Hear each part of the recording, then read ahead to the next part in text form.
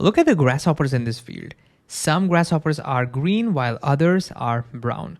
This difference in the color can dramatically affect their ability to survive and reproduce. Let's find out how. Now, before we get into that, let's first quickly review the idea of traits. Remember that a trait is any characteristic of a living organism. For example, eye color, hair texture, whether you have a dimple or not, all examples of traits. A cheetah's spot patterns and the dog's coat texture, they're all traits. The combination of traits is what makes an individual unique. Now, inherited traits are characteristics passed down from parents to offsprings, like the grasshopper's color. That's an inherited trait. It's passed down from the parents to offsprings, right? And trait variation is the fact that individuals in the population don't inherit the same traits. Again, just like the colors in the grasshopper. Not all are green, some are green, others are brown. That's a variation in the trait. Okay, let's go back to our green field now. Suppose a bird is flying over, looking for lunch. Which grasshoppers do you think are easier to spot? The green ones or the brown ones? Well, that's easy to answer. I mean, the green ones are even harder for us to spot over here because they blend in so nicely with the green field, right? In contrast, the brown ones, well, they're much easier to spot.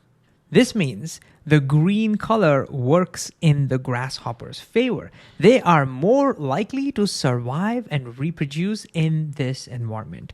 So traits like these that help an organism survive and reproduce, we call them advantageous traits. So the green color over here is an advantageous trait for grasshoppers over here.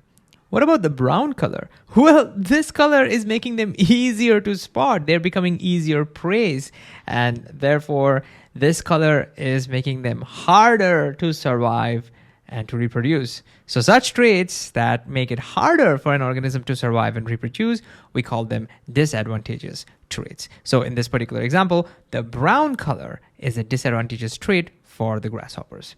So does this mean for grasshoppers, green is always the advantageous trait? Green is the best trait to have? No, not necessarily. Why not? Suppose a drought hits. Over time, the field dries out and the grass turns from green to brown.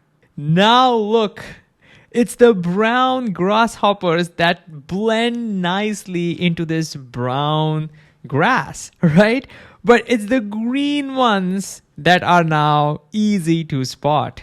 So look at what happened. Now the brown color has become the advantageous trait. It's helping them survive and reproduce because, it's harder to spot them. And the green color has now become disadvantageous trait because they can be easily spotted, they can easily become lunch. And so it's harder for them to survive and reproduce now. So why did this happen? Why did the green suddenly become disadvantageous trait? Well, not because something in the grasshoppers changed, but because the environment itself changed.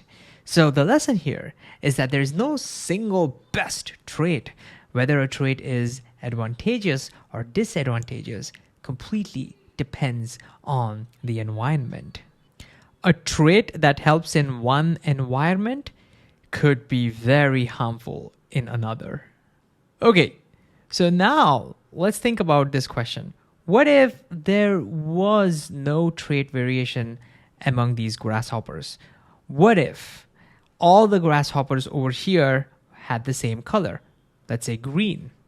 Well, at first, it looks like that's awesome because look, all the grasshoppers have advantageous traits, which means very high chance of survival, right? Not really, because when the drought hits, look, all of them now have disadvantageous traits, which means the entire population is at risk. So we can now see why variation in traits are so important.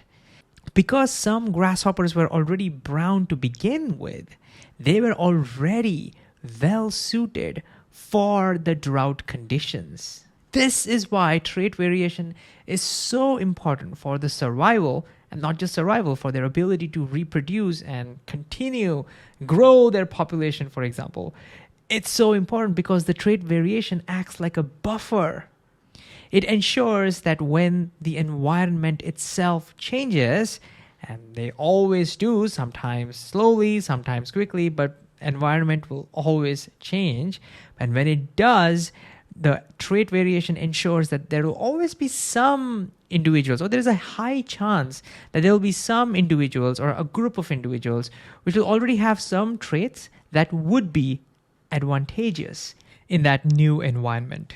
And so the whole population is more likely to survive through the different environmental changes. That's pretty awesome if you think about it.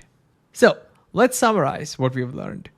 An advantageous trait helps an organism survive and reproduce, and a disadvantageous trait makes it hard for an organism to survive and reproduce.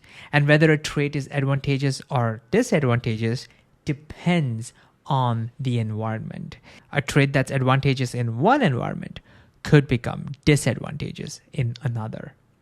And that's why trait variation matters, because it increases the chances that some individuals in a population will survive when conditions change.